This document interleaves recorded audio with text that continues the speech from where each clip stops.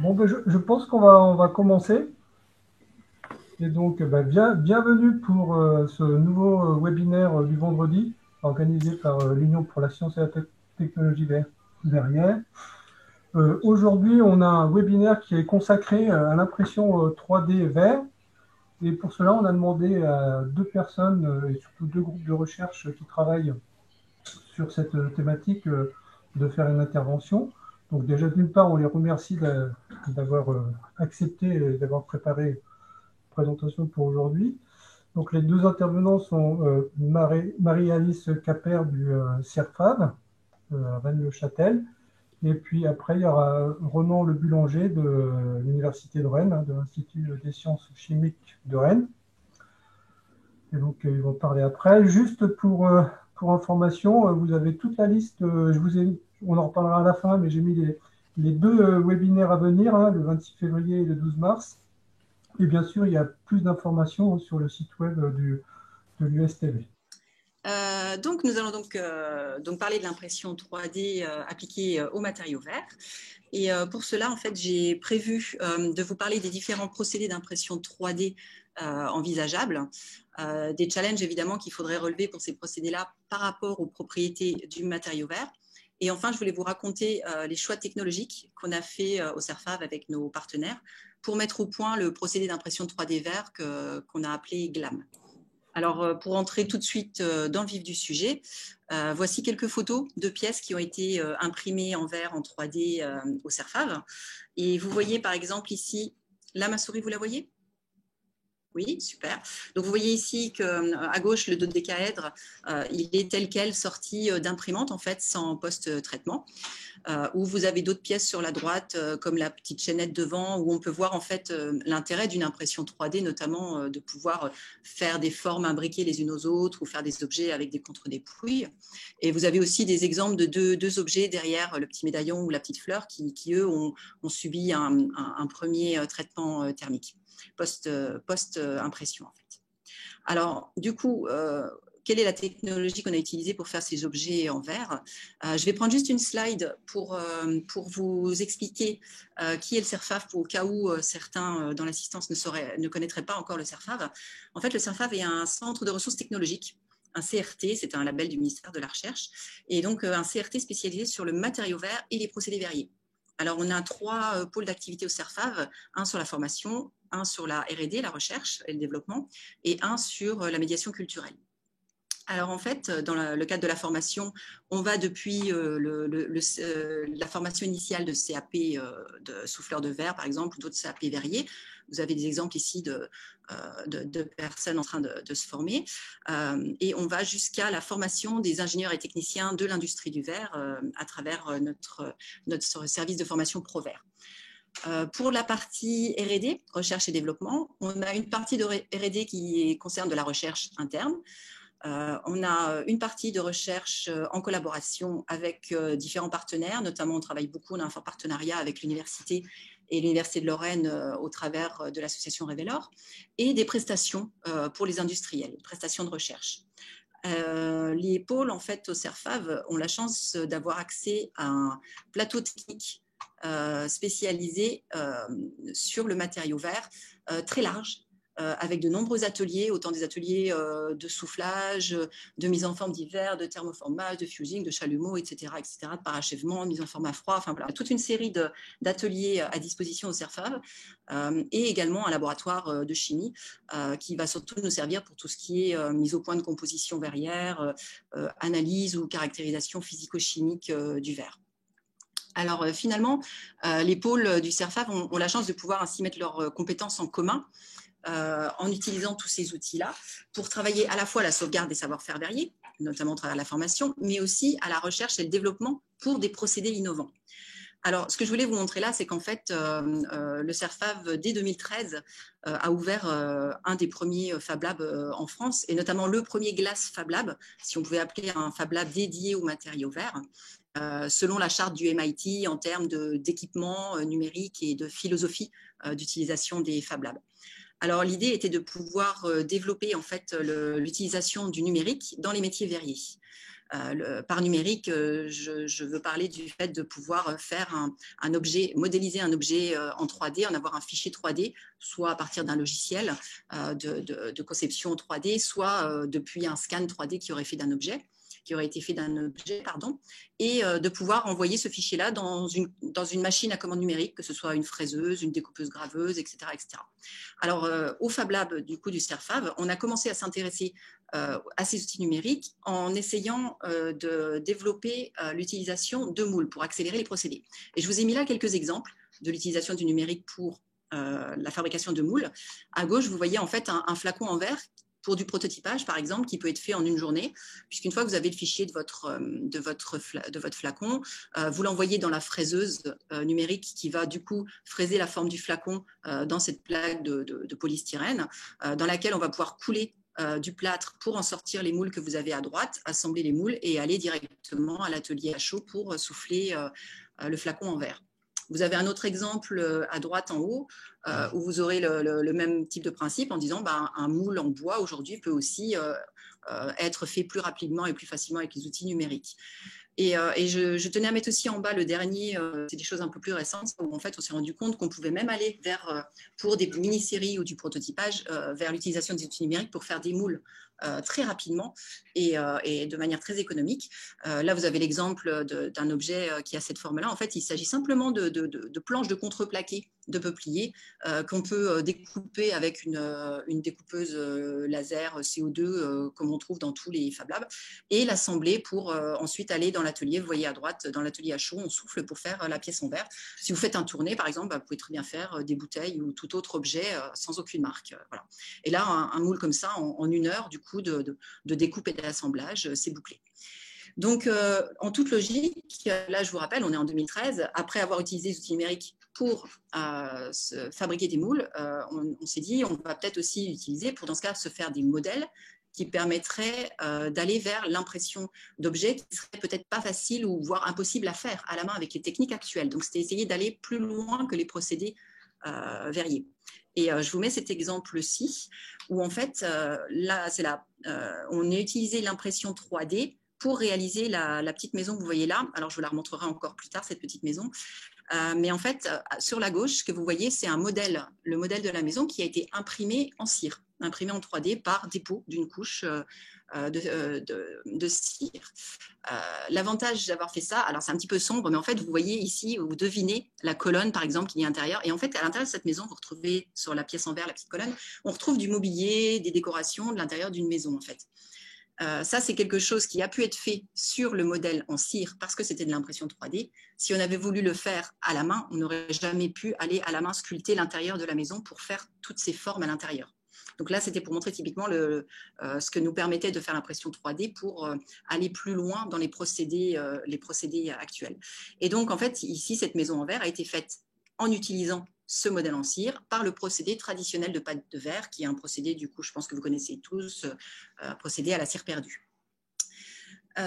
Alors en fait, quand on en est arrivé là, on s'est dit, ok, là on a la chance du coup de pouvoir montrer qu'on peut faire une petite maison comme celle-là sans aucun joint de collage. L'avantage de la 3D de pouvoir faire une pièce en un seul bloc, sans assemblage, sans collage, etc. Pouvoir faire des choses imbriquées à l'intérieur. Là, on retrouve les avantages de l'impression 3D, ce que ça peut apporter, en plus de faire des pièces uniques à la demande ou d'avoir des réductions potentielles de coûts de prod. Mais on s'est dit, en toute logique, l'étape suivante, c'était comment maintenant cette petite maison est capable de l'imprimer directement en verre. Alors, pour revenir sur l'impression en verre, donc je vous rappelle, on est en 2013-2014 à peu près à ce moment-là. Et en fait, si vous faisiez votre biblio, votre état de l'art, il n'y avait quasiment rien dans les publications à ce moment-là sur de l'impression pour du verre. L'impression 3D, du coup, était déjà bien lancée, mais pour beaucoup d'autres matériaux, mais pas pour le matériau verre. Alors, quand on a regardé les procédés d'impression 3D à cette époque-là, je vais vous présenter de manière simplifiée en fait, les différents procédés existants d'impression 3D. Alors, je ne suis pas dans l'ensemble de tous les procédés de fabrication additive. Là, je me suis focalisée sur l'impression 3D. En les classant de cette manière-là, je les ai classés comme ça pour un peu les classer par type, par matière entrante, en fait. Si vous voyez sur la gauche, on retrouve en fait le premier procédé de photopolymérisation, où là, en fait, le principe va être basé sur un matériau liquide qui va être solidifié grâce à la lumière. si je veux simplifier. Et j'ai mis l'exemple là de la stéréolithographie qui rentre dans cette catégorie-là.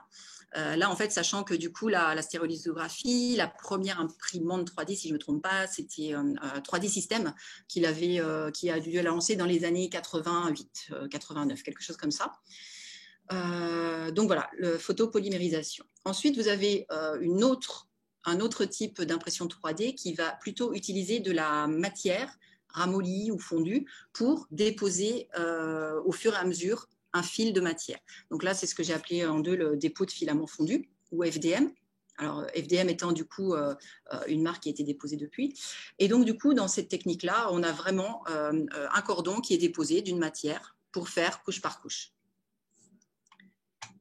Ensuite, à côté de ça, on a une troisième catégorie de procédés que j'ai appelé, pour simplifier, liage de poudre. Et en fait, ce que je mets dans cette troisième catégorie, c'est vraiment l'idée que là, on arrive avec de la poudre de matière et on veut assembler cette poudre pour en faire une nouvelle matière compacte. Alors, il y a plusieurs procédés possibles. Le tout premier procédé, en fait, c'était plutôt du côté du MIT, justement, qu'il avait été développé avec le procédé 3DP, où en fait, là, on projetait de la colle, de la glu, sur de la poudre pour agglomérer les endroits où on voulait agglomérer et monter ainsi le volume dans un lit de poudre. Cette technologie-là s'est ensuite développée et on retrouve l'exemple que j'ai mis ici où là, ce n'est plus du coup de la glu qui vient assembler les particules, mais du laser. Donc, on va parler de frittage laser, soit SLS ou SLM, selon qu'on soit en sintering ou melting. On pourrait aussi rajouter dans cette catégorie-là, à la limite, les techniques dont je ne parle pas ici de jet d'encre, où en fait, dans le jet d'encre, l'idée est un peu la même, c'est de pouvoir mettre en solution et assembler par un liant des particules pour pouvoir ensuite les déposer et les solidifier, voilà, en quelque sorte. Alors du coup, quand on voit ces trois catégories d'impression 3D, donc voilà, 2013-2014, on s'est dit lesquelles sembleraient les plus adaptées pour le matériau vert. On s'est posé la question et on s'est dit, bon, bah là, je passe très vite sur cette image que vous devez tous connaître. Hein. Comme on le sait, le matériau vert a une courbe de viscosité bien particulière. Le matériau vert se met en forme à très haute température. Il a sa viscosité qui va changer très très vite avec la température. On a besoin de bien maîtriser sa mise en forme et il n'aime pas trop les chocs thermiques. Enfin, il y a plein de petites propriétés particulières au matériau vert qui expliquent pourquoi l'impression 3D s'est d'abord développée sans se poser la question du verre, mais avant tout sur les thermoplastiques, puis le métal, etc. etc. Alors finalement, quand on voit les procédés que je vous ai montrés avant et puis le comportement du verre, là vous avez par exemple une petite photo pour illustrer le comportement, des fois quand on compare le verre à du miel, comment concilier tout ça et et comment mettre en forme un objet 3D dans ces conditions-là quand on pense aux précédents procédés. Alors en fait, nous, comme on avait commencé les essais avec l'impression en cire, on a voulu essayer de refaire cette petite maison en verre. Donc là, je vous dis, on est en 2014 à peu près. Et en fait, sur cette photo-là, ce que vous voyez sur la gauche, donc à droite, vous retrouvez la petite maison en question, une autre photo donc, qui a été faite en procédé pâte de verre. Mais en fait, ce que vous voyez sur la gauche, c'est des premiers essais qu'on avait fait à l'époque avec le MIT et Mark Genter du Slime Lab, où en fait, on a voulu tester leur procédé 3DP. Et du coup, le liant, l'amalgamant, si je puis dire, qu'on a mis entre la poudre de verre, eh ben, c'était en fait du sucre. Et l'idée, ça a été de dire, voilà, on a fait ça avec eux, ces essais-là, on a imprimé ces petites maisons en mélangeant de la poudre de verre avec du sucre. Vous avez la sucre et maltodextrine. La photo à gauche en rose, du coup, c'est l'objet tel que sorti de l'imprimante. Et à droite, c'est après une recuisson où on l'a cuit pour essayer du coup de faire partir évidemment le sucre. Et vous pouvez voir sur la photo que du coup on a commencé on a vu qu'on était à la limite de la cuisson dans nos fours puisqu'on commençait à voir la maison qui s'affaissait un peu. Et après, quand on voyait ces premiers résultats, on s'est dit, bon, ok, c'est déjà intéressant à voir, mais ça limite quand même les formes géométriques. Et puis, on avait l'impression que ça ressemblait plus finalement à du thermocollage de poudre qu'à vraiment une refusion pour obtenir un élément en matériau vert. Donc, en fait, on a décidé au CERFAF de continuer à explorer la piste de travail avec de la poudre de verre, mais on a essayé de trouver comment transformer cette poudre de verre. Le MIT, de son côté, et là, je vais vous faire je ne vais pas vous dire un état de l'art, mais je vais vous passer rapidement les dernières publications sur les impressions au verre avant de vous parler de notre procédé. Le MIT, lui, a décidé de laisser tomber la partie liage de poudre à ce moment-là et s'est dirigé vers le dépôt de verre directement en fusion. Donc là, on ne peut pas dire qu'on soit vraiment dans un dépôt de filaments comme le FDM dont je vous ai parlé tout à l'heure. On est plutôt en fait sur un cordon de verre qui va tomber par gravité. On a un four avec du verre en fusion dessus et on va venir monter le volume en déplaçant et en plaçant là où on veut ce cordon de verre.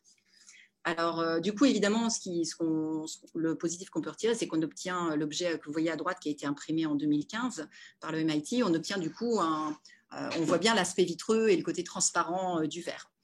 Après, évidemment, l'inconvénient qu'on peut mettre tout de suite en avant, c'est le fait qu'il faut quand même un four de verre en fusion au-dessus du système. On ne peut pas avoir un four de verre en fusion comme ça n'importe où. Enfin, voilà, on imagine mal ça à la maison. Et ensuite, donc, on est vraiment à très haute température. Il faut bien maîtriser la viscosité du verre en sortie, etc. Donc ça se gère. Et là, tel qu'il est fait aussi, le résultat obtenu sont en fait des cordons. Il parlait de 4 à 8 mm de diamètre pour leur cordon. Donc là, voilà un premier procédé d'impression 3D appliqué au matériau verre pour certains types d'objets à niveau macro qui est du coup intéressant. On est sur du dépôt de verre en fusion. Si on veut chercher ce qui se fait d'autre dans l'impression 3D verre, on a aujourd'hui de l'impression 3D verre avec la technique FDM dont on parlait tout à l'heure, justement, où on a vraiment un dépôt d'un fil de verre. Là, on est dans le cas des verres de calcogénure. Donc, c'est sûr que c'est un cas particulier parce que les verres de calcogénure sont des verres avec des plages de température caractéristiques beaucoup plus basses que celles d'un verre silico-sodocalcique. Mais voilà, mais je ne m'étendrai pas plus là sur la partie calcogénure puisque Ronan, qui intervient juste après moi, vous présentera ça dans le détail puisqu'il a pu travailler là-dessus. Donc voici un autre exemple du coup d'impression 3D appliquée aux matériaux verts. Un exemple avec de l'impression directe à l'encre. Donc là, en fait, on est sur un composé organique qui va être mélangé avec des particules de verre. On est 20% de particules de verre seulement, ce qui explique qu'il y a ensuite un retrait très, très important. Et donc là, ça permet de faire des pièces précises, puisqu'on peut avoir des bus. Du coup, on est sur des bus ils annoncent de 600 ou 200 microns, donc on peut faire des choses très petites, plus précises. Et après, il y a quand même besoin d'un traitement derrière. On parle de densification à 600 degrés. Et hop, je pousse un petit peu les vidéos qui me gênent. Voilà. Et puis, il monte même à 1500 degrés au final. Voilà, pardon. Donc voilà, donc là, on a donc dépôt direct à l'encre.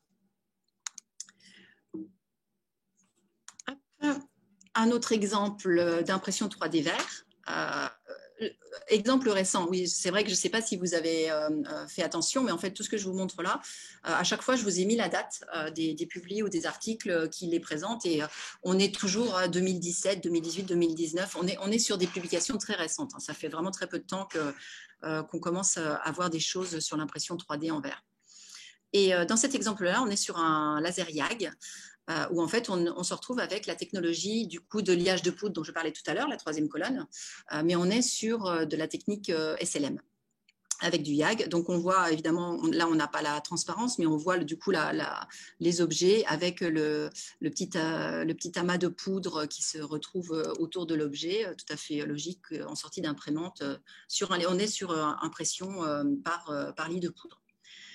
Alors du coup, c'est là-dessus que je vais m'attarder maintenant un peu plus, pas sur cette publia, mais sur cette technologie-là, puisqu'en fait, au CERFAV, c'est sur cette technologie SLM qu'on a décidé de travailler avec nos partenaires universitaires. Et donc là, on est sur un projet qui s'est étalé entre 2015 et 2018, un projet partenarial avec l'Université de Lorraine et on a travaillé avec les équipes du coup, de recherche du LEMTA pour mettre au point un prototype d'imprimante 3D vert qu'on a dénommé GLAM pour Glass Laser Additive Manufacturing et voilà, une technologie qui du coup a été brevetée, le brevet a été publié en septembre dernier. Alors, le principe de la technologie GLAM, si je vous présente ce schéma-là, c'est pour montrer que du coup, on est vraiment sur le principe générique d'impression par laser sur lit de poudre. C'est-à-dire que vous retrouvez sur cette partie gauche un stock de billes ou de poudre de verre, un rouleau qui va permettre de distribuer la quantité voulue de poudre ou de billes de verre. Et de l'autre côté, la partie où on va imprimer la pièce en verre, donc là où il y aura l'impact avec le laser. Et du coup, au fur et à mesure, c'est couche par couche. À chaque fois, on remonte le stock de billes et on redescend la partie où il y a la pièce qui est imprimée en 3D. Voilà, donc on est sur du Selective Laser Melting, SLM. Alors, dans le cadre de ce projet-là, tout ce que je vais vous montrer à partir de maintenant dans les résultats sont les résultats qu'on a obtenus sur ce projet-là, entre 2015 et 2018. Pourquoi je le précise? Parce qu'en fait, dans ce projet-là, un de nos partenaires, du coup, était l'entreprise Sovitech, qui est une entreprise qui traite du verre de recyclage. Et en fait, un procédé de recyclage de verre. En sortie de recyclage, en fait, le verre est obtenu sous forme de billes de verre, dont vous avez les photos ici. Mais on est bien sur du verre de recyclage. Donc, qui dit verre de recyclage, quelque part, on partait déjà avec une première difficulté quand même dans notre projet. Qui dit verre de recyclage dit composition variable, en fait, et surtout présence d'impuretés potentielles dans les billes de verre qu'on utilisait. Mais c'était aussi un des objectifs du projet. Quelque part, on se disait, si on y arrive avec des billes pour lesquelles on a déjà des impuretés et puis une incertitude dans la composition, on pourra y arriver avec d'autres matériaux verts après. Et voilà, et donc on avait différentes catégories de granulométrie de billes qu'on a pu tester dans le projet.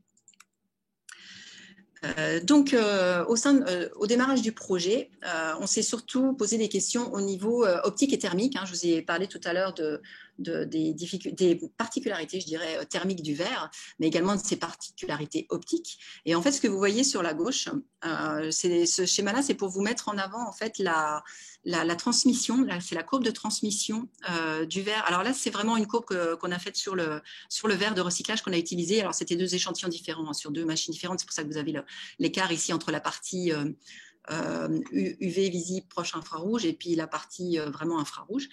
Et en fait, la particularité du verre sur cette courbe de transmission nous semblait importante à étudier pour le choix du laser. En fait, vous voyez qu'ici, avec un YAG, par exemple, on va avoir une partie transmise importante. Sur le CO, on a une chute là avant la longueur d'onde du CO. Si on se retrouve sur une longueur d'onde de laser CO, on a déjà beaucoup moins de transmission que sur un YAG. Et si on va sur un CO2, on en a encore moins. Donc, avec les chercheurs du LEMTA, on avait modélisé en fait la profondeur de pénétration des lasers. Du coup, on était resté sur ces lasers infrarouges-là. Entre le YAG, le CO et le CO2, on avait estimé la profondeur de pénétration du laser, où on pouvait ainsi anticiper que le CO était un petit peu entre les deux autres pour la pénétration, parce que du coup, le YAG va pénétrer beaucoup plus la matière vert, le CO2 beaucoup moins, rester plus en surface, et forcément, on comprend bien que ça peut avoir une incidence sur l'impact laser matière et la réaction du verre à l'impact du laser. Donc en fait, on a vérifié expérimentalement cette modélisation et ce que vous voyez ici, ce sont du coup des exemples de trois essais qu'on a pu faire entre le YAG, là on a utilisé un YAG qui était disponible à l'IT du Creusot, un laser CO et un laser CO2. Et en fait, quand on regarde sur ces photos-là, ce qu'on peut voir, c'est que le YAG, déjà la première chose qu'on peut dire, c'est que dans les 3 cas, on a réussi à obtenir de la matière vitrifiée. Donc, dans ce type de laser-là, qu'on soit dans le YAG, le CO ou le CO2, ça permet, dans certaines conditions expérimentales, de fusionner, donc dans notre cas, les billes de verre, puisqu'on était sur des billes de verre recyclées, donc verre silico-sodo-calcique. Donc, à chaque fois, on obtient de la vitrification. Maintenant, le résultat obtenu n'est pas forcément le même. Si vous regardez au niveau du YAG, on voit que le laser pénètre bien. Il y a une zone transparente au centre, mais aussi on voit des zones beaucoup plus diffusantes sur les bords. Et en fait, ce qu'on a conclu ici, c'est que la fusion se faisait quand même, on a remarqué qu'elle se faisait plus en profondeur, le laser pénétrait plus, au point que même on avait tendance à descendre en dessous du plan d'impression finalement dans l'imprimante. Et du coup, ça a pénétré un peu trop. Et il se passe un phénomène de recouvrement où on finit par avoir une partie de la matière non fondue qui vient recouvrir en fait le bain de fusion fait par le laser, qui fait que derrière, ça forme une sorte de croûte autour de notre cordon vitrifié. Et du coup, si on repasse la couche suivante ensuite, il faut du coup insister pour essayer de refusionner cette croûte qui s'est formée et ça pose des problèmes après de surfusion. Et si on veut vraiment monter un étage en volume, du coup, on se retrouve avec des problématiques de surfusion des couches inférieures parce que du coup, comme on pénètre un peu trop, on va même à nouveau retoucher les couches inférieures en fait dans l'objet en 3D. Voilà, donc du coup, on n'était pas très chaud pour utiliser le YAG. Quand on a fait les essais avec le CO2, alors là, du coup, c'est bien, c'est pratique parce que les lasers CO2, il y en a, ça se trouve facilement, il y en a dans tous les Fab Labs. C'est le laser facile à détourner pour faire des essais. On a vu pas mal de publications ou d'articles de gens qui ont essayé de faire sur des surfaces de verre du frittage, si je puis dire, avec le CO2. Et en fait, nous, quand on l'a essayé, on voyait donc effectivement le rayon pénètre un petit peu, mais il pénètre évidemment beaucoup moins la matière que le YAG pour le coup. Et on voyait vraiment que l'énergie avait tendance à rester en surface. Et au final, la fusion qui s'opérait en dessous, on avait plus le sentiment que la fusion se faisait par conduction et rayonnement secondaire que vraiment par le rayonnement premier du laser. Et en fait, comme il y avait ce transfert thermique, on ne parvenait pas à vraiment bien contrôler correctement l'incorporation des différentes particules de verre au sein du cordon en fusion, en fait. Et du coup, ça... Oui. Juste, fais un petit peu attention au temps, parce qu'on est déjà... Ah, pardon. Ah oui, j'avais pas vu, je suis désolée. Alors j'accélère. Et donc on a beaucoup plus d'impuretés et d'inclusion gazeuse et d'infondu dans le CO2. Et donc le CO, vous voyez au milieu, nous permettait d'avoir un joli cordon. Donc on a fait le choix du CO. Et donc on a développé notre technologie avec le laser CO. Vous voyez ici les premières impressions qu'on faisait à température ambiante en fait. Vous voyez ici, si vous voyez bien ma souris, toutes les nombreuses fissurations qu'on pouvait voir sur les objets qu'on imprimait. Et on était à peu près à 40% de transparence sur l'objet obtenu. Et en fait, ce qui se passait, c'est que voilà, il y avait des problèmes de contraintes thermiques que j'ai schématisés ici rapidement, que je ne détaillerai pas. Vous doutez, quand on vient rechauffer une couche, on réchauffe aussi la couche en dessous et on peut générer des contraintes thermiques au fur et à mesure qu'on construit notre pièce en 3 dimensions. Donc en fait, notre technologie d'aujourd'hui est basée, notre imprimante en fait est sous régulation thermique complète, ce qui fait qu'on maîtrise à la fois la zone d'impression ici et la zone qui contient la pièce en cours de construction. Et dans ce cas-là, donc, on a gagné en transparence, en tout cas en sortie d'imprimante, et en tout cas, on n'a plus du coup de casse. Et ensuite, l'étape suivante est bien sûr la possibilité de faire un post-traitement thermique, où là, je vous montre juste les résultats des essais qu'on avait fait à l'époque sur ces pièces qui ont été du coup recuites, où on voyait la densification qui s'opère et la transparence qui augmente. Donc après, je rappelle juste pour mémoire, là aussi, il y a beaucoup de défauts, mais n'oubliez pas qu'on est sur un verre de recyclage avec beaucoup d'impuretés dans le verre utilisé. Et enfin, je vous donne quelques éléments sur les propriétés des pièces en verre obtenues. Les propriétés mécaniques, déjà, vous voyez ici, on avait comparé sur des tests en flexion 3 points la résistance de nos éprouvettes. On a imprimé des éprouvettes qu'on a comparées avec un verre float. Vous voyez, on est à peu près, avec les billes les plus fines, c'est là qu'on est le plus résistant, et on est à peu près à moitié en résistance à la rupture par rapport au float, ce qui est déjà plutôt pas mal pour un objet imprimé en 3D.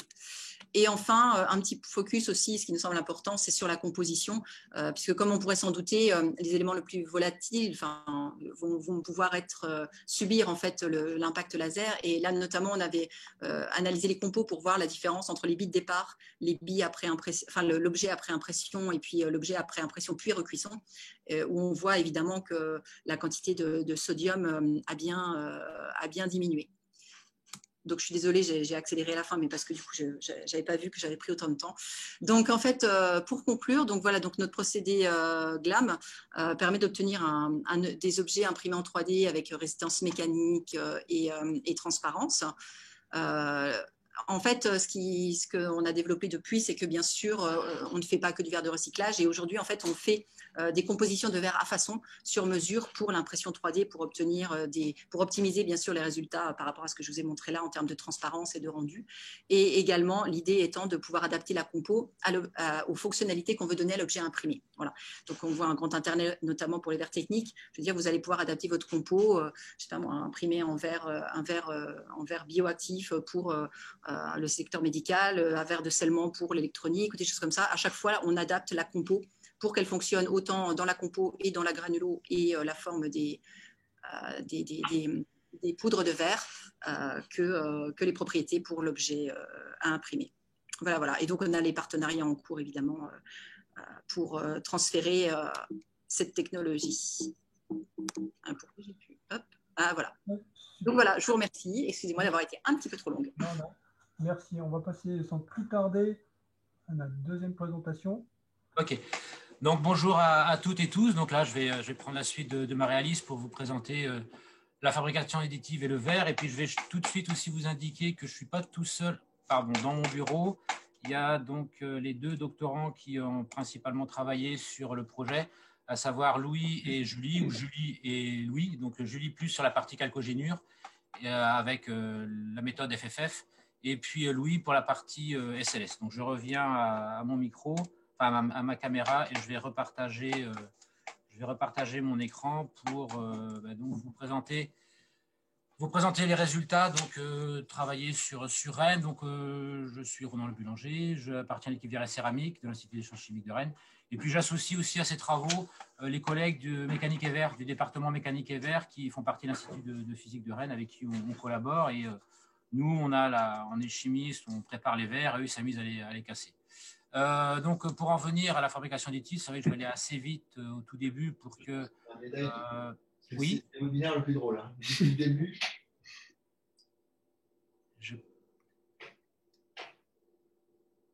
Donc, je continue, excusez-moi, je n'ai pas entendu le retour là.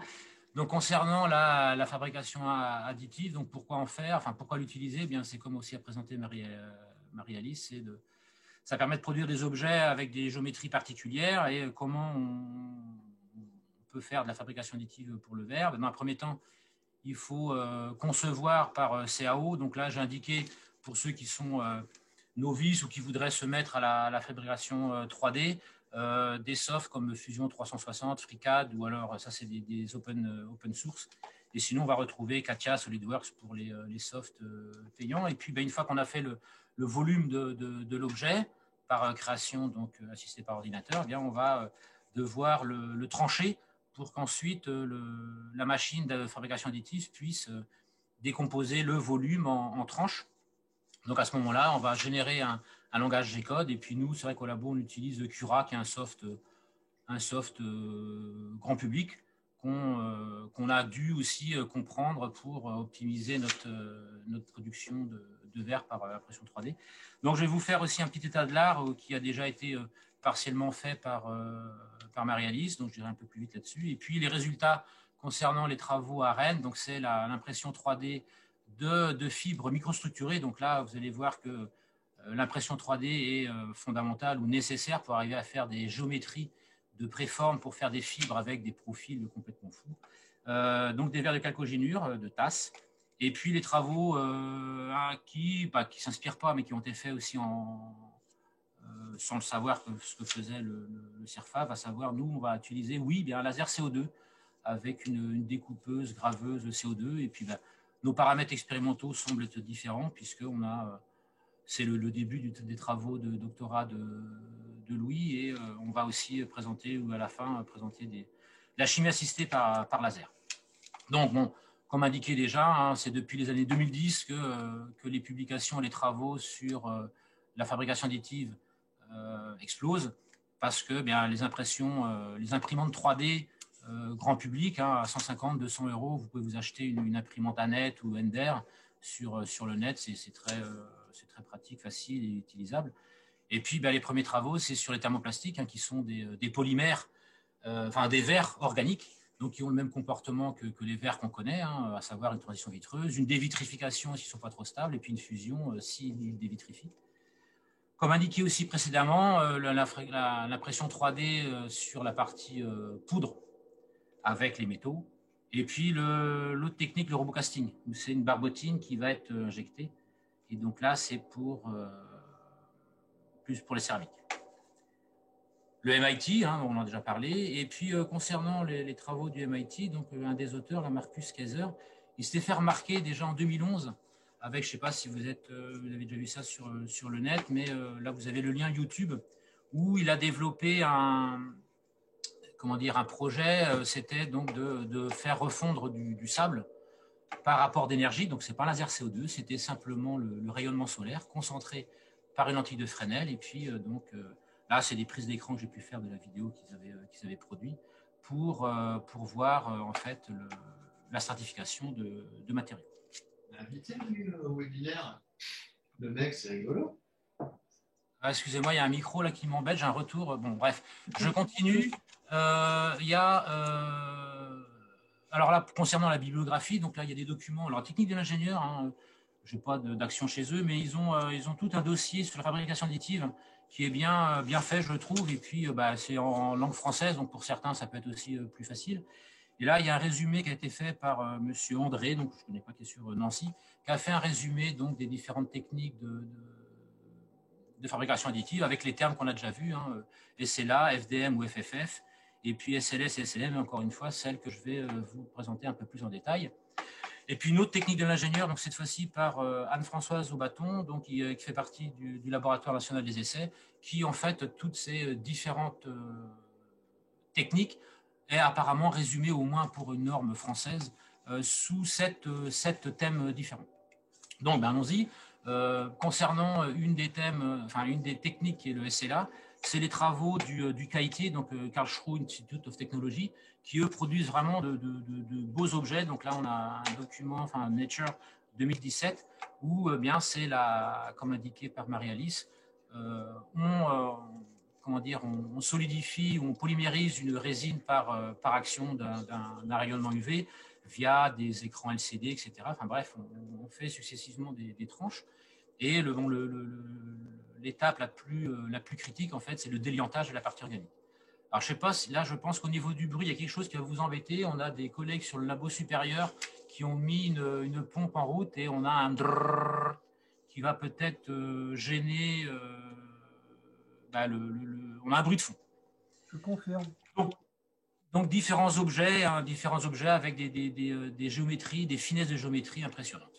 Concernant une autre technique qui est le dépôt de matière, le dépôt de matière par apport d'énergie, eh bien c'est encore aussi un laboratoire allemand qui va non pas à partir d'un lit de poudre, mais d'une source de matière. Donc là, c'est une fibre silice, une fibre optique silice, qui est amenée sur un plateau, et c'est le laser CO2 qui va permettre de stratifier.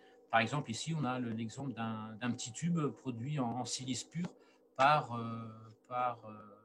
la technique de dépôt d'énergie. Et puis, on va revenir à la technique standard pour ceux qui jouent déjà avec les imprimantes plastiques, la FFF. Donc, comme je vous disais, en production d'un volume virtuel, STL, le G-code. Donc, le G-code, en fait, les paramètres qui, avec le temps, on maîtrise, hein, et on a dû développer, donc Julie et les collègues pour les matériaux de calcogénure, le flux de matière, l'épaisseur de la couche, la densité de remplissage, la température, la vitesse de déplacement, etc. Tout ça, ça va influencer sur la qualité finale de notre objet. Donc ici, hein, pour ne pas vous faire peur, mais c'est comment est transformé un volume en lignes, en différentes lignes de code, donc le G-code. Et ça, c'est le trancheur Cura, par exemple, qui va le faire. Et puis, si on veut, au lieu de se déplacer XY, si on veut plutôt demander à la machine de faire un cercle, eh bien, on a tout un langage qu'on a appris. Hein. On est multilingue, on est polyglotte. Et bref, le G-code Si vous êtes curieux, vous allez sur le site de Marline et vous aurez les différentes manières de générer ou de commander le déplacement de la tête. Donc, pour en venir à des applications, maintenant, on va rentrer dans le réel du verre, le verre inorganique. Et c'est les collègues bordelais qui, en 2020, ont publié donc un document, un article sur la production d'un monolithe dopé par dépôt, donc en utilisant une imprimante standard. Donc là, elle est citée comme une Digitech Prusa, mais ça ressemble à une Annette, une imprimante, on va dire, simple. Et donc, pour alimenter, au lieu d'avoir un filament de polymère comme pour les imprimantes PLA, eh bien, ils ont produit un barreau de verre qu'ils ont transformé en baguette, comme nous, on fait aussi et comme les gens de Québec font également. Donc, c'est produire des baguettes à partir d'un barreau, et ces baguettes devront avoir un bon diamètre pour ensuite rentrer dans une buse, et puis on va déposer le matériau par un cordon. Et la particularité des verres de phosphate, donc ils ont des transitions vitreuses de l'ordre de 300 degrés. Et puis là, les compositions, donc à base de sodium, potassium, alumine et P2O5, c'est d'avoir un delta T, à savoir la différence de température entre TX et TG au-delà de 130 degrés. Et quand on connaît le verre, dès qu'on a un delta T supérieur à 100, on peut facilement transformer un barreau en fibre ou en baguette, qui après sera une deuxième fois transformé par insertion dans un mini-four, qui sera après déposé, le filament de verre déposé. Et puis donc, concernant une autre matrice chimique de verre, ce sont comme a présenté aussi tout à l'heure Marie-Alice, des collègues donc de Laval, Québec. Alors quand je dis collègues, pourquoi? Parce que là, déjà, dans la liste des auteurs, il y a 3 personnes qui ont été formées à Rennes, donc Emeline, Yannick Le Demi, et puis Younes Messadek, donc là, il y a déjà un bout de temps, où là, ils ont produit également un solide, un monolithe, bon, qui est aussi structuré, avec un verre S2S3, et puis c'est un verre qui a une TG qui est relativement faible, puisqu'il y a seulement 190 degrés, et la température de dépôt était donc du cordon visqueux à 330 degrés. Donc, pour ce qui est des travaux développés à Rennes, c'est plutôt la production de matériaux microstructurés. Et puis là, c'est la technologie d'impression 3D sur les matériaux polymères, elle existe depuis bien longtemps. Et là, on a une revue de chercheurs de l'Unicamp, l'université de Campinas au Brésil, qui présente une review sur la production de préformes, à savoir des morceaux volumineux de plastique qui après seront étirés sous forme de fibres par le système d'une fibreuse, mais ça pour des verres de polymère produites par FDM ou FFF ou par SLA. Et on arrive donc au résultat, au développement de travaux concernant les verres de calcogénure et les matériaux structurés. Donc à Rennes, on a l'habitude, donc c'est Joanne Troilès et Laurent Briand et autres collègues chercheurs qui, eux, spécialistes des verres de calcogénure, savent déjà produire depuis quelques années des fibres microstructurées, cœur plein, cœur suspendu, cœur creux. Et puis maintenant, faire du cœur creux comme ça, c'est un peu compliqué pour le faire avec les techniques standards. Donc le verre utilisé, c'est le TAS, c'est un calcogénure, et comparé à S2S3, bien, on a une TG qui est un peu plus basse, et on a une transmittance qui est équivalente ou un peu plus large, avec ici également l'absence d'une dévitrification quand on fait une analyse thermique standard. Et donc en collaboration avec Gilles Reversès de l'Institut Fresnel, c'est lui qui a modélisé les géométries qu'il serait intéressant de développer pour qu'on ait un guidage dans la région infrarouge du faisceau lumineux, dans des régions entre 8 et 12 microns, qui est une des transparences de la fibre et aussi une transparence atmosphérique. Et donc après, c'est une géométrie bien particulière avec des capillaires qui ont une épaisseur bien donnée, un diamètre bien donné, ces capillaires espacés d'une certaine distance. Bref, quelque chose qui est modélisé, et puis maintenant, il faut le mettre en œuvre et de transformer une préforme en fibre avec des dimensions donc micrométriques, puisque là, on est dans le cas de dimensions extérieures autour de 100 microns. Donc, concernant la fabrication de fibres microstructurées en calcogénure, il y a déjà des laboratoires, Yarflex, qui fait par extrusion. on arrive aux limites. À Rennes, on a pu faire par moulage ou par stack and draw, donc c'est-à-dire d'associer dans un tube différents capillaires pour avoir une géométrie qui pourrait ressembler à celle demandée. Et puis, bien, concernant le TAS qui a été utilisé, on vérifie que c'est un verre qui ne dévitrifie pas, pardon. Et puis également, donc, avec une mesure de viscosité par plateau parallèle, on a vu, enfin, on s'en doutait un peu puisqu'on avait déjà fibré ces verres-là, que il fallait travailler autour de 300 degrés pour avoir une viscose suffisante pour observer la sortie du visqueux de la buse de dépôt. Donc voilà, les premières images de dépôt. Donc là, ça fait 1 an que Julie a fait ces choses-là. Et puis, bien, sur la dernière année, ça a été très fort. On a avancé avec le soutien de tout le support du labo. Donc, un des soucis quand on fait l'impression 3D, c'est l'adhésion au plateau, sans parler du fait que le cordon de verre qui est déposé, il doit être aussi recuit, sinon on induit un stress. Et il faut aussi trouver la bonne technique pour que le verre adhère au support. Sinon, vous allez commencer à déposer de la matière et puis, bim, ça va pas tenir.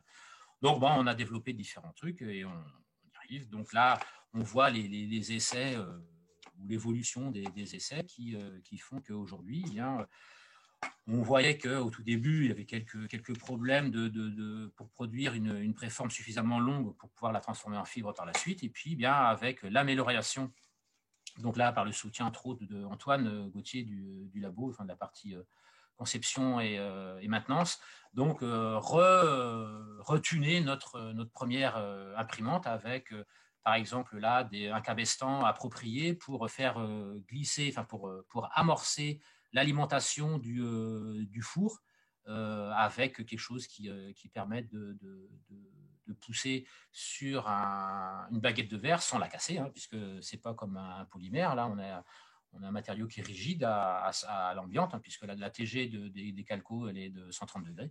On l'amène là, c'est caché derrière, mais on a une chambre de chauffage. On l'a adaptée pour qu'elle puisse monter à 300 et plus degrés, puisque donc la buse utilisée, enfin la température est donc de 305 degrés. On a aussi développé des buses adaptées. Pour l'instant, on reste avec des buses de géométrie sphérique, ronde. Et puis, le jus de paix pour la qualité des fibres produites, une fois qu'on a fait la préforme et qu'on l'a transformée en fibre, c'est sa caractérisation optique. Et puis, là, on peut voir que sur un verre initial qui était donc une fibre produite avec un verre classique, donc on était autour de 10 dB, donc 10 dB par mètre. Et puis, comparé avec une fibre produite avec une préforme imprimée, on dégrade un petit peu la qualité, mais donc on a publié ces résultats-là donc en 2021, en début d'année. Et maintenant, c'est avec la maîtrise ou l'optimisation de l'impresseur, de l'imprimante, on a développé d'autres géométries, un cylindre, un disque, une sphère, et puis on vérifie que le verre imprimé n'a pas dévitrifié, donc c'est le but du jeu, c'est d'imprimer du verre et pas une vitrocéramique. Et puis si on caractérise, on a tranché, on a fait là vous avez une image du G-code, de la fabrication additive d'une sphère, c'est on enroule un cordon et puis ensuite on passe à la couche supérieure, etc. Donc ici, vous avez au niveau de la qualification optique par image infrarouge. Là, c'est le barreau de verre qui a été utilisé pour former les baguettes qui ensuite ont permis par impression de produire la sphère. Et bien là, on a aussi une image donc de l'imprimé, donc suivant l'axe, le D en bleu, c'est XZ, donc on a tranché comme ça. Et puis une autre photo où on a tranché dans l'axe XY, et là on voit, alors parce que comme les verres sont noirs, optiquement on peut pas voir les défauts, les bulles, etc. Donc par imagerie infrarouge, on va révéler quelques imperfections entre les différents cordons. Donc, évidemment, c'est des choses qui sont encore en état d'amélioration. Et je passe là pour les 5 dernières minutes, désolé, pour la partie donc développée par Louis. Ronan, t'en as pour combien de temps encore? Pour qu'on ait au moins... Là, j'en ai pour 5. Parce qu'on est à 55, 54. Oui, mais là, tu me laisses 2 minutes et je tire. Excusez-moi. Et donc là, bien, c'est d'utiliser entre guillemets, une simple découpeuse graveuse laser CO2 de chez Trotec. On n'a pas d'action chez eux, on a seulement acheté la machine chez eux. Et donc l'idée, c'est de travailler un peu comme a fait le CERFAV, hein, c'est d'utiliser une irradiation qui est absorbé par le verre de silicate sodo-calcique, puisqu'on a utilisé dans un premier temps du verre recyclé qu'on a broyé, et avec donc là, pas à pas, hein, c'est de mettre en place des paramètres, optimiser les paramètres pour obtenir des scaffolds. Donc là, vous avez un exemple de résultat sur de la poudre broyée avec différentes strates de verre. Donc là, effectivement, il y a toute une amélioration à avoir pour avoir une bonne cohésion entre les strates. Donc ça, c'est aussi les collègues du département de mécanique et verre qui nous aideront à qualifier mécaniquement ces objets-là. Et puis là, bien, au lieu d'utiliser de la poudre de verre, on a utilisé également de notre côté des billes. Donc là, c'est les collègues de mécanique et verre qui l'ont fourni. Je ne sais pas si ça vient de Sovitech ou pas. Et puis là, c'est des résultats assez frais, on va dire, sur les essais, donc mise en place des paramètres optimales. Et puis là, quand on voit sur une photo Kayens, on voit la transparence ou l'homogénéité d'un cordon de verre qui fait 700 microns. Donc là, on n'observe pas trop de bulles comme a pu citer Marie-Alice. Mais bon, après, on n'a pas le même équipement, etc. Donc évidemment, ça, c'est les travaux de Louis qui sont en train de se développer. Et puis pour la dernière diapo, à savoir utiliser cette source de chauffage local pour développer des biomatériaux, à savoir là, ceux qui sont, qui connaissent les biomatériaux, hein, le verre de Hensch est dans le triangle SiO2, Na2O, CaO plus P2O5. Eh bien, en utilisant par exemple les billes de verre sodo-calcique, on a vu qu'on pouvait insérer du P2O5 par chauffage assisté par CO2 et produire. Donc là, c'est vrai que c'est les premiers résultats, hein, qui ont été présentés en octobre dernier lors du YCAM, où par chauffage, on va produire du P2O5 qui va s'incorporer au verre initial avec dégagement gazeux, et ça permettra de faire des produits poreux. Donc là, l'idée, c'est de faire des scaffolds déjà avec une porosité effective pour son assimilation par le corps humain ou par les cellules de test en biologie.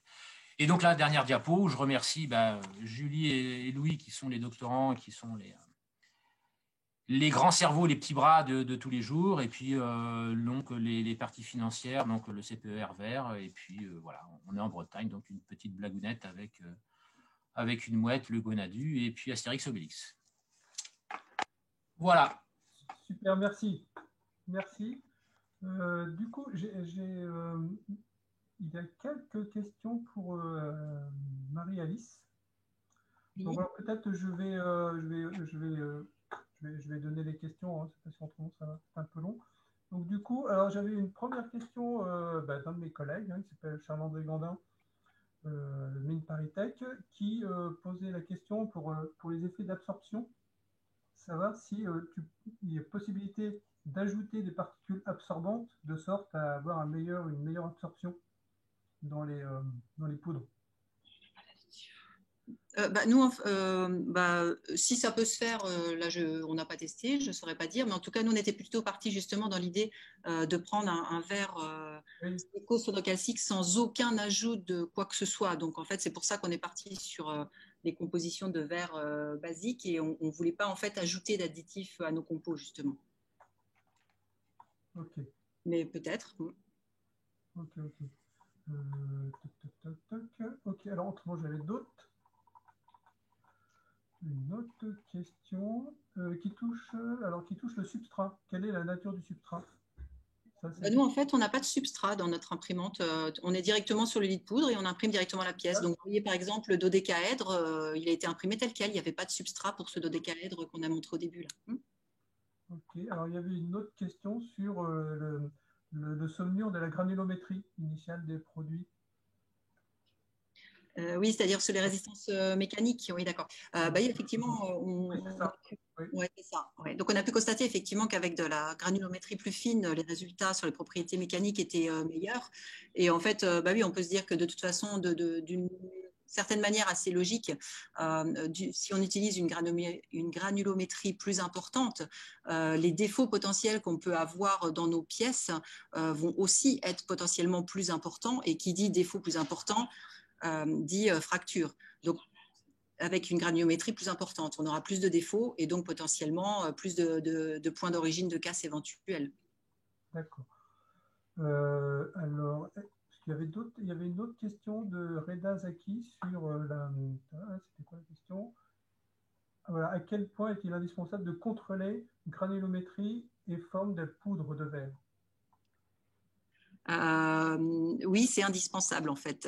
Disons que dans les différents plans d'expérience qu'on a pu mettre en œuvre, on a clairement identifié que certaines granulométries étaient vraiment meilleures pour l'impression 3D et certaines formes de grains également. Ouais, ce sont deux facteurs très importants. Ok. Alors après, il y avait une autre question.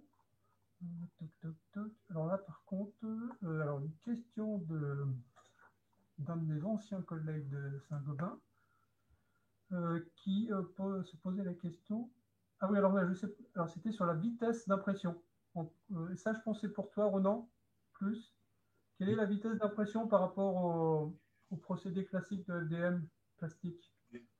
Ah, bah, Julie pourra vous répondre. Du coup, on est sur du 300 mm seconde. 300 mm seconde. 5 Ok. mm seconde. 5 mm seconde. 5 mm seconde. 5 mm seconde. Ok. Donc c'est beaucoup plus lent qu'en plastique. Oui. Oui, c'est très très lent. Beaucoup plus lent. Oui, alors c'est vrai que comme je disais, là, avec les travaux que tu as fait, Franck, là, sur les échanges thermiques sur du PLA, je pense qu'il y aurait moyen de voir avec les caractéristiques thermiques du TAS, hein, du verre calco TAS, sur le CP, la conductie. Je pense que ce que tu as déjà fait là sur la simulation thermique avec, je pense que c'était sur du PLA, hein, si je ne m'abuse.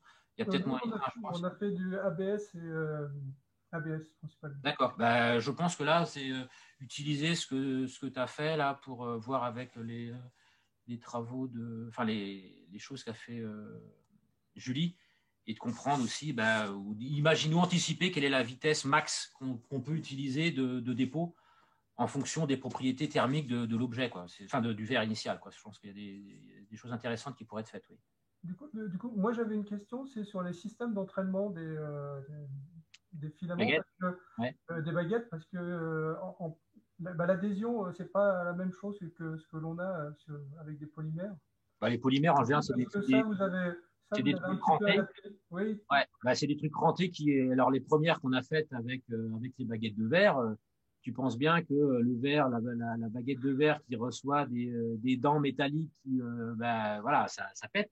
Donc, avec ce que je disais tout à l'heure, hein, c'est Antoine Gauthier, notre collègue partie technique, qui a développé un cabestan avec du silicone qui permet alors maintenant de pousser dans la chambre chaude des baguettes sans que ça ne casse. D'accord. Oui, ce qu'on avait fait au tout début aussi avec des dents, enfin des roues en ABS ou en polymère souple, mais c'était pas suffisant. Et là, donc on a revu et puis avec le cabestan qu'on peut travailler aussi au niveau de la pression sur la baguette. Donc là, on a optimisé tout ça, quoi. Maintenant, on peut faire du fibrage tranquille, enfin du fibrage, du dépôt par FFF sans problème. Ok. Alors, il y a une dernière question qui est arrivée là, de Rémi Losno, qui se demandait est-ce qu'imprimer sous vide ne simplifierait pas les problèmes thermiques? Tout dépend de la compo. Alors déjà, enfin le vide, je sais pas trop parce que tension de vapeur des verres de calco, je ne connais pas. Mais par contre, on a aussi optimisé on est en train d'optimiser notre enceinte de dépôt.